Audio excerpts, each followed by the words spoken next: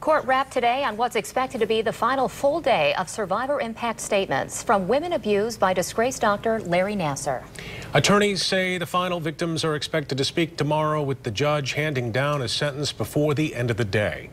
And 24-Hour News 8's Leon Hendricks has been there covering this for us, and he's live in Lansing tonight.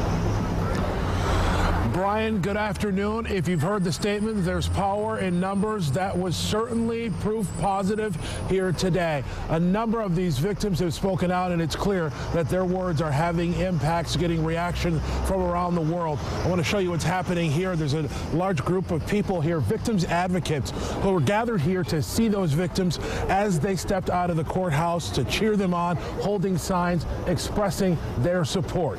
No doubt about it, they've got a lot of that support and a lot of people talking about what happened to them. Another day of stirring testimony as the court began to hear the last of the victim impact statements. All told, more than 150 women are expected to have come forward to publicly say before this court that the same man sexually abused them, all under the guise of medical treatment. I blame this on you. It was your actions that caused all of this. Now it is time for you to get what you deserve. Nassar appeared to listen through the 6th day of victim testimony, most of the time hanging his head low.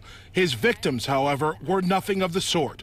They spoke boldly about what happened to them at his hand. And I refuse to be held in bondage by what this man has done to me. You obviously needed help.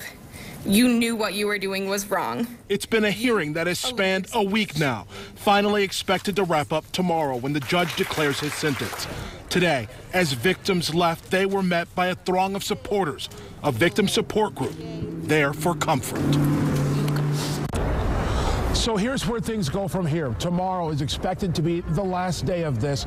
Larry Nassar will hear from the final victims who are set to speak before him, including a victim who was from Kalamazoo, the one who initially broke news about what happened here, publishing an article with a magazine that expressed what was going on and that really opened the floodgates for the criminal charges that we've come forward. She's expected to be the last person to speak, and then we'll get an opportunity perhaps to hear from Larry Nassar himself. He'll get the opportunity to make a statement before a sentence is handed down, and you can bet so many people will be listening.